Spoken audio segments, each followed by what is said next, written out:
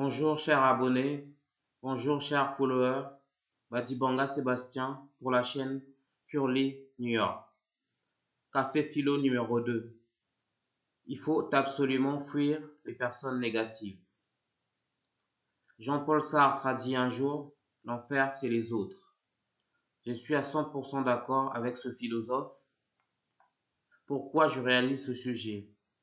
Un follower a rédigé un commentaire négatif sur une de mes vidéos publiées sur YouTube.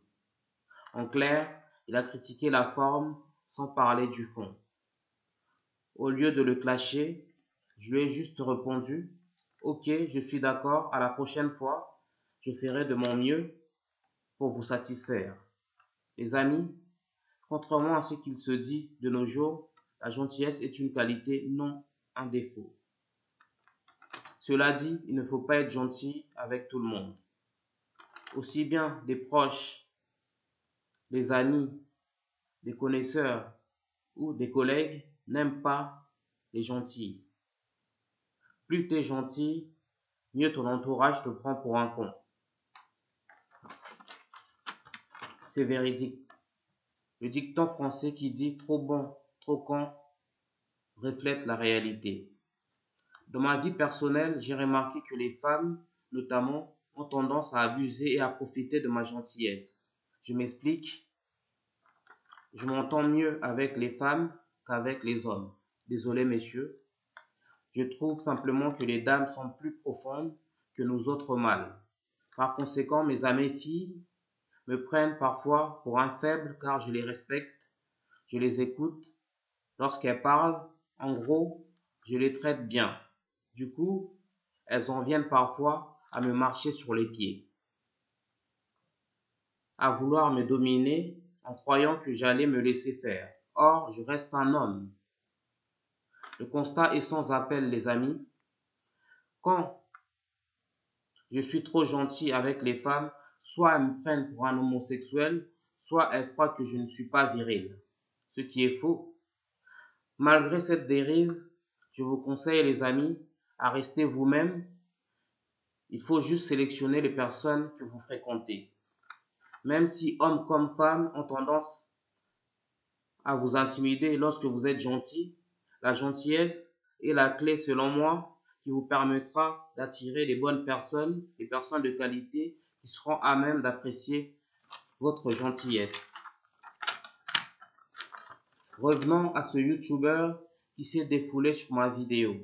Dans la vie, les gars, il y aura toujours des personnes qui ne sont pas contentes, qui font tout le temps la gueule.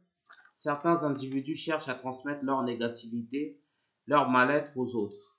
Red flag numéro 1, fouiller de toute urgence ses rabat-joie. Au travail, par exemple, on a tous rencontré ce genre de collègues qui ne sourient jamais, qui se croient plus forts et plus compétents que vous, qui passent leur temps à se vanter, à déballer leur vie privée. Il suffit juste que vous soyez plus performant qu'eux pour que la guerre commence. Dans ce cas de figure, je vous conseille de faire profil bas, de ne surtout pas les juger et encore moins leur montrer que vous avez un meilleur parcours qu'eux, car ces derniers cherchent le moindre prétexte pour vous humilier devant votre boss. Par contre, il faut absolument limiter vos rapports sur le plan professionnel, pas plus. Puisque même des amis peuvent être toxiques. Personnellement, j'ai de la chance, j'avoue, je n'ai pas d'amis dysfonctionnels. Mais j'ai connu quelqu'un qui fréquentait une personne proche qui était tout le temps jalouse de lui. Vous voyez, ce genre d'ami qui est en compétition avec vous, à chaque fois que vous réussissez à progresser dans la vie, il ne peut s'empêcher de pointer du doigt le point noir, car il stagne alors que votre vie évolue positivement. Et si vous avez le malheur de sortir avec une femme ou un homme, il trouvera juste des reproches à mettre en avant et non les qualités. Red flag numéro 2, prenez la poudre d'escampette. Il faut fuir ce genre de personnes parce que les gens que nous fréquentons ont une influence négative ou positive sur nous. Comme le dit si bien la maxime, nous sommes la moyenne des 5 personnes avec lesquelles nous passons le plus de temps. En d'autres termes, plus vous fréquentez des losers, plus vous allez vous-même devenir un loser. Sachez que la négativité est une maladie contagieuse. Je vous l'assure. Il m'est déjà arrivé de me réveiller un matin sur un bon pied, être joyeux et de bonne humeur.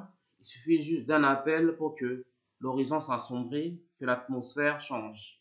Ne laissez jamais la mauvaise négativité, la mauvaise énergie, extérieure envahir votre zone de confort intérieur, les amis.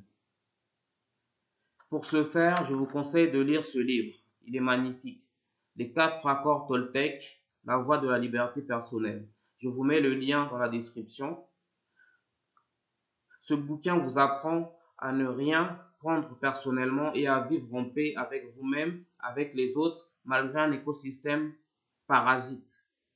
Après la lecture de cet ouvrage, vous comprendrez que le bonheur est une décision personnelle qui ne dépend pas de la société dans laquelle nous vivons. C'est tout pour le deuxième épisode de votre émission Café Philo. Avant de terminer, red flag numéro 3, ne laissez personne empoisonner votre vie, les amis. Fuyez les individus nuisibles. Mieux vaut être seul que mal accompagné, vous l'avez déjà entendu quelque part, ce proverbe. De toutes deux façons, la solitude procure beaucoup plus de bonheur qu'un entourage toxique. Un message à mes amis, mes sœurs et frères noirs, arrêtez d'être négatifs et complexés devant la réussite de vos semblables. Au lieu de passer votre temps à boire de l'alcool, à fumer ou à danser, lisez plutôt des livres, faites des études supérieures et visez l'excellence. Merci, chers followers, merci, chers abonnés. Rendez-vous à la prochaine vidéo. Peace and love et XOXO. Ciao.